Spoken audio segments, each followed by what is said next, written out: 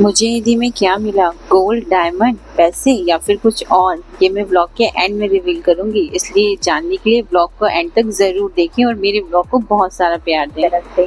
Sorry, मैंने ईद जो मेरे पुराने सब्सक्राइबर्स हैं जाने में ही 1-2 दिन रुकने में पैक नहीं जाती थी कि मेरे हाथों में मेहंदी के लिए निकल जाते और फिर आप लोगों के साथ अपनी ईदी जरूर शेयर करूंगी। अभी आ गए, ये देखिए, ये है मेरे तो चाय भी और बस फिर इसी तरह जैसे करते और फिर इन्हीं ज़्यादा क्लिप्स तो मैं बना नहीं पाई क्योंकि अस्सलाम वालेकुम, आप सबको ईद मुबारक मेरी और मेरी फैमिली की तरफ से। सॉरी, मैंने ईद ब्लॉग बहुत लेट अपलोड किया है, बट मैं क्या करती, इतनी ज़्यादा मशरूफियत थी। पहले रमज़ान, फिर उसी बीच में बच्चों की तबीयत ख़राब हो गई, फिर मेरी तबीयत ख़राब हो गई और इन सब के बीच में कुछ अपडेट ही नहीं कर पाई। बट आई नो, जो मेरे थोड़ी ही सही जेन्युइन सब्सक्राइबर्स थे वो मेरे ब्लॉग का वेट कर रहे थे, सो ब्लॉग आ गया है। जो मेरे पुराने सब्सक्राइबर्स हैं उनको पता है मैं जॉइंट फैमिली में रहती हूँ अपने इन लॉज के साथ, बट ईद पर हम जाते हैं, जो मेरे फादर इन लॉ हैं उनके भाई बहन जहाँ रहते हैं वहाँ ईद करने के लिए। सो वहाँ आने जाने में ही 1-2 दिन रुकने में, पैकिंग अनपैकिंग में अप्रॉक्स 5 से 6 या फिर ये कहें कि 1 हफ्ता तो ऐसे ही निकल जाता है। तो बस इसी वजह से मैं ज़्यादा अपडेट नहीं कर पाई। चलिए आज का व्लॉग स्टार्ट करते हैं। चांद रात आते ही मेहंदी की तैयारियां शुरू। हाँ, बट शादी के पहले की चांद रात और शादी के बाद की चांद रात में बहुत फ़र्क होता है। पहले कोई रिस्पॉन्सिबिलिटी नहीं थी और अब कोई भी काम मेरे रिस्पॉन्स के बिना पूरा नहीं होता। पहले कोई ईद ऐसे नहीं जाती थी कि मेरे हाथों में मेहंदी ना लगी हो, बट शादी के बाद मेहंदी लगाने का टाइम ही नहीं मिलता। टाइम मिल भी जाए तो लगता है सुबह लगा लूँगी, रात में बच्चे परेशान करेंगे और मेहंदी लगाना रह ही जाता है। बस कुछ ऐसा ही हुआ इस चांद रात मेरे साथ। फिर हुई ईद की सुबह। थोड़ी सी मैं थकी थी बट मेरे दिल में बहुत खुशी थी। एक छोटा सा ट्रेडिशन है, नानी दादी किया करती थी, रात में गर्म दूध में छुआरे भिगा देती और मॉर्निंग में शीरखुरमा बनता तो उसमें मिला देती और फिर सब सुबह उठकर ईद की नमाज पढ़ने जाने के पहले एक एक छुआरा शीरखुरमे में मिला हुआ खाते और नमाज के लिए निकल जाते और फिर पूरे घर में रौनक और खुशियों की लहर होती। मैं जो शीरखुरमा बनाती हूँ जैसे मेरी अम्मी बनाती है, बिल्कुल उसी तरीके से, बहुत सिंपल, बहुत इजी और खाने में बहुत टेस्टी। यहाँ पे मैं आप लोग के साथ रेसिपी शेयर कर देती हूँ। सबसे पहले हम दूध लेंगे, दूध को गर्म करते हैं, उसमें हम ऐड कर देते हैं अपने टेस्ट के अकॉर्डिंग शक्कर और थोड़ा सा घी। फिर इसको हम थोड़ा पकाते हैं, जब दूध का कच्चापन जो है वो पूरा ख़त्म हो जाना चाहिए।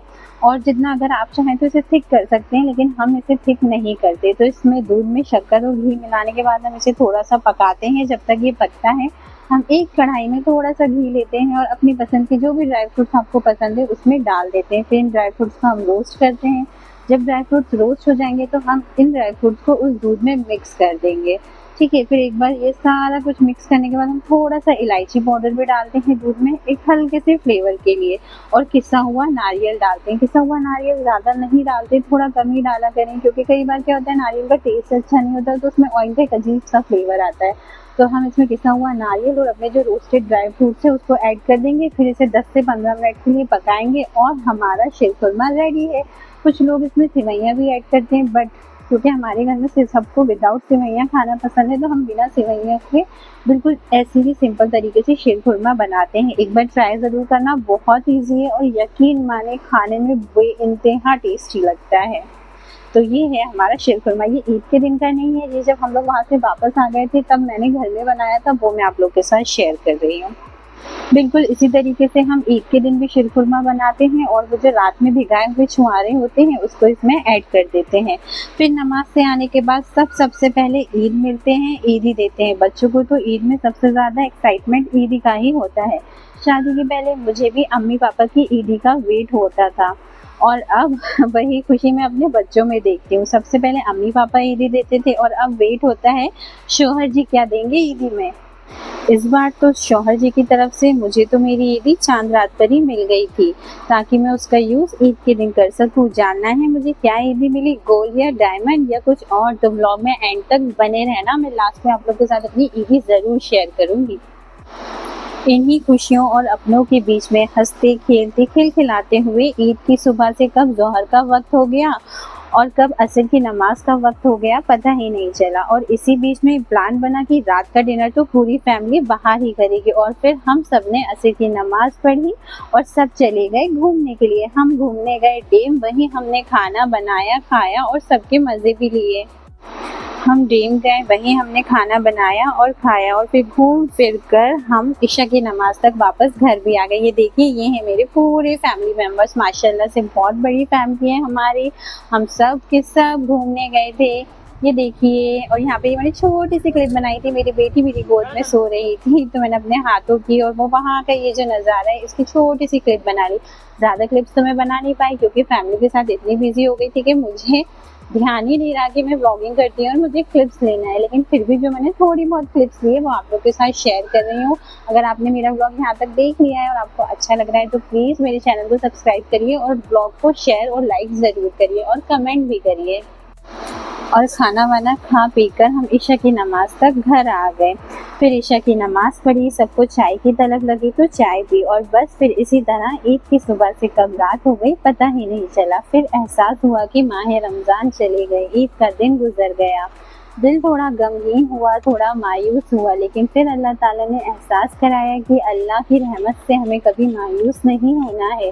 और फिर गिरते हुए आंसुओं के साथ अल्लाह से दुआ की, जैसे तूने मेरा दिल इस रमज़ान में पलट दिया बस वैसे ही मेरा दिल हर दिन कर दे, मेरा हर दिन रमज़ान जैसा और मेरी मौत ईद जैसी कर दे। और फिर इन्हीं थोड़े से गमगीन दिल से गिरते हुए आंसुओं से अल्लाह ताला से सोने के पहले बहुत सारी दुआएं कि अल्लाह पाक हम सब की जायज़ दुआओं को कबूल करे।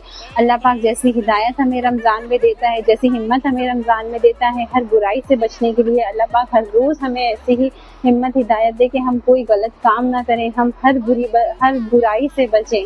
अल्लाह पाक हमारे दिलों को पलट दे, हमारे दिलों में दीन भर दे। आमीन आमीन सुम्मा आमीन। चलिए अब मैं आपको बताती हूँ कि मुझे ईद में क्या मिला। ये एक बहुत प्यारा सा एनवेलप जिसके ऊपर लिखा था ईद मुबारक मेरे हमसफ़र। ये मेरे हस्बैंड ने नहीं, ये मैंने खुद ही लिखा था।